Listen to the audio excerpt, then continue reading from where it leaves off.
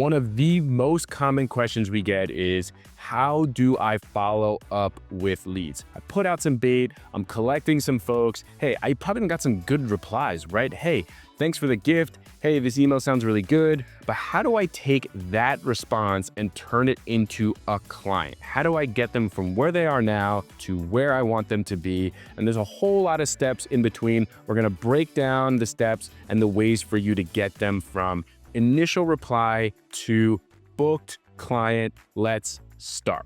All right, so number one, you need to have a good understanding of what your key leverage point is. If you're a software vendor, most likely that's something like a demo. If you are in the consulting business, that's most likely some type of discovery call, right? There's a point during the customer journey in your sales cycle where you can say, if I get enough of these things, I know that I will book clients.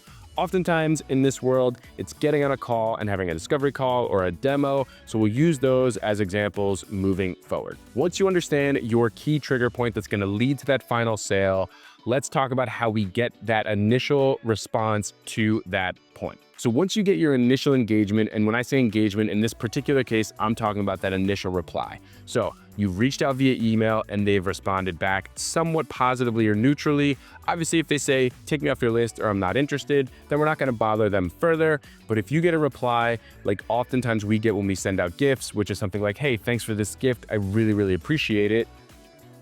And then silence. We want to be able to follow up with that with something that's meaningful in order to get them on a call with us, because a discovery call for us is the biggest leading indicator to an actual client. So one of the ways that we find that's really great at turning that neutral reply into a discovery call is to follow up with one of two specific messages, one of which is a message around, would you be against, right? So what we're gonna say is, we're not saying, hey, would you be open to a call? We're gonna say, would you be against a quick call for us to learn a little bit more about what you're doing over there at company? And we could show you how we can improve your X to Y, right? So what we're gonna do there is we're gonna give them a negative-based opening, because who's really wants to be against anything? And we're gonna push that desired outcome that would show them that showing up to a call with us is gonna give them exactly what they want. The next option is to go after one that's more about a positive, which is, did I earn? Did I earn 15 minutes of your time on a quick phone call, right? And we're gonna do something similar where I can show you how you can take your business from X to Y, right? We're gonna show a transformational message, but we're either gonna leverage that negative push, which is the would you be against, or the positive push of did I earn? We find that those two lines tend to convert the best on that initial reply. Now look, you're gonna get replies, you're gonna follow up, and you're gonna get people to not respond. That's gonna happen. It's just a law of averages and numbers, and that is absolutely fine. Really, really, really important. Just because a lead doesn't bite right away doesn't mean that you shouldn't follow up with them. It doesn't mean they're not a good fit. It doesn't even mean that you're doing anything wrong. It just means that for whatever reason, they are not ready to take you up on what you have asked them, which is your desired next step. Remember, you have a goal in mind, which is collecting this person as a customer. They have completely other goals in mind, and we must honor them in what they are doing in their journey, and that's what this system is built to do. So first step, if your leads are not biting on your initial follow-ups, give them space. Number one, give them space. There are only about 1 million reasons why someone wouldn't reply to you right away after you reach out to them, from personal challenges to different priorities in their business. If you're not getting the replies that you want from your initial outreach, do not fret. It may not be you, it's most likely them. As long as you're remaining courteous and consistent, you will be just fine. One of the reasons why we say give them space is because you're dealing with a real live human being, and treating them like a human being and not just another name in your CRM is extremely important. They are a person. They have issues going on in their personal life, in their business. They have colleagues they have to deal with. They have family, they have friends, potential enemies. These are people that have to deal with a lot in their lives, and your email in their inbox, your phone call on their phone, the gift that you send them to their office might not be the most pressing thing that's going on in their lives. Recognize that, and you will have a much, much more successful continuous nurture program, which is what we're gonna get into now. So remember, number one, push your desired outcome, whether that's a demo or a discovery call, whatever it is. Number two, If you're not getting the replies that you need, that's absolutely fine. Give them space. When I say space, we're usually talking about a month to 3 months of space where we're not going to call them to any particular action that matters to us. We need to get these prospects into a very key rhythm. It's called nurture, track, convert. First part of that is nurture. Continue to send those leads valuable content. And I don't mean things that are about your company or you or your sales sheets or anything like that. I'm talking about things that matter to them, things that help them be a better version of themselves, whether you're reaching out to business owners and you help them be a better business owner, whether you're reaching out to mothers or fathers and you want to help them be a better parent. It's really, really important that you focus on them and what their goals are, not what your goals are. Most people could care less whether you make another sale or not. They really care about the desired outcome, the thing they really care about. They are in a particular place, they want to be somewhere else.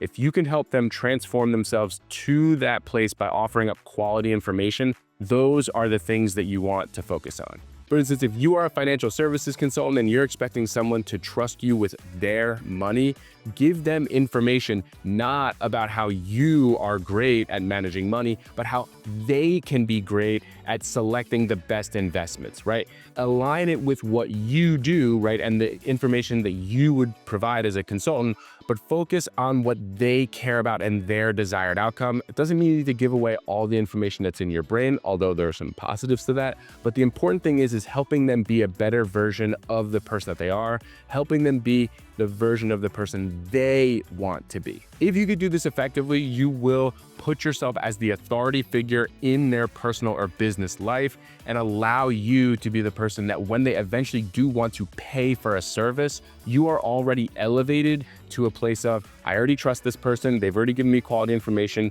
Their information has already been valuable to me. So why would I not hire them? The second part of this cycle is track. Very, very important. Anything you do in outreach, whether you're sending nurture emails or you're doing cold calls, you're following up with physical gifts, track the engagement. When you're sending emails, it's very easy. Are they opening? Are they clicking? Are they visiting landing pages? Are they consuming your content? Understanding what someone does is really, really important. This is where lead scoring is often something that a lot of companies will employ. They give points for certain actions. Hey, did they answer a phone call? Hey, did they go to my landing page? How long were they on my landing page, right? These are things that can increase someone's point score, and therefore you can tag in a sales rep or yourself to then do some additional outreach afterwards. But the only way you know that is if you're able to track it. So it's really important as you nurture, make sure you track, and then all you're gonna do is just continue down that path of converting the highest engaging leads, right? And that is your system. Nurture, track, convert. And when we talk about converting, you're going right back to pushing your desired trigger, right? That demo, that discovery call, that thing that's gonna lead to your sales. So we're going from, we're gonna deliver value right up front with nurture, we're gonna see who are the top prospects, and then we're gonna go right back to the thing that feeds us. At this point, when we talk a lot about social reciprocity, we've tilted the scales, right? We've done initial outreach, they've responded either neutrally or positively, so we have an idea that they're somewhat engaged. We've given them a lot of high value content, tools, whatever it is that we've given them. So we've engendered goodwill. They've interacted with it. Now it's time for us to say, all right, we've built this bank of goodwill. Let's now make a withdraw. So this is where you're going after that specific conversion mechanism that leads to your final set. And again, don't fret here. If you do not get the desired reply that you're looking for, no worries. You're gonna go right back into the same system that you've been applying, which is that nurture, track, convert.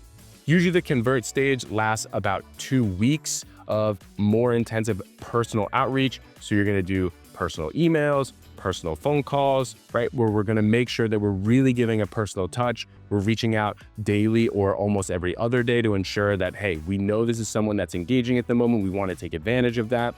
If you're not gonna get the desired result that you're looking for during that time frame, no worries, they go back into that cycle.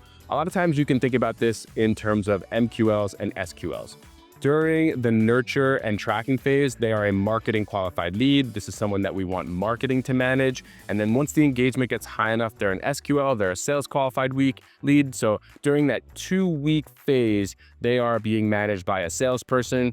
If we don't get the desired result that we're looking for, we kick them back over to marketing for additional nurture so we can increase that engagement score and then bring them back into sales when it makes sense. The best run marketing and sales teams in the world have a really good understanding of how this works. They have really high value content, and they have a sales team that's aligned with their marketing team to know this is an engaged lead. This is when it's time to reach out to them.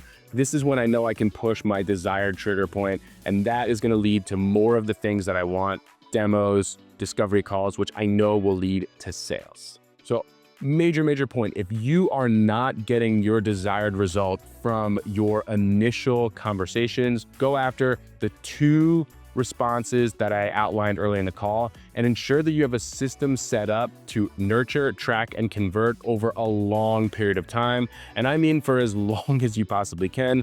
The majority of clients that we bring on are leads that we have nurtured for more than 6 months and sometimes more than a few years. Don't let them go. Continue to be valuable and you will reap the rewards.